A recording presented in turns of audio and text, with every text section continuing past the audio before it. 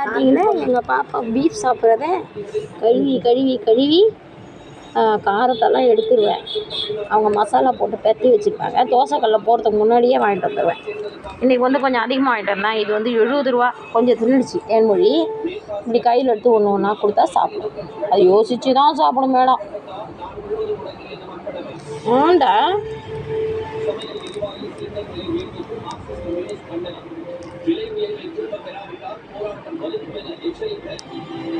பார்த்தீங்கன்னா ஒன்று ஒன்றா எடுத்து கொடுப்பேன்.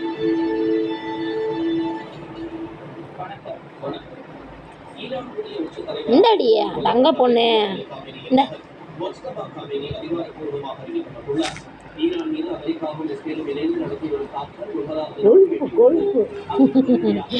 இருக்கட்டும்மா, உரிமை இருக்கிற இடத்துல தான் எல்லாம் செய்யலாம். மொல்லமாக துண்ணுடி மயில்.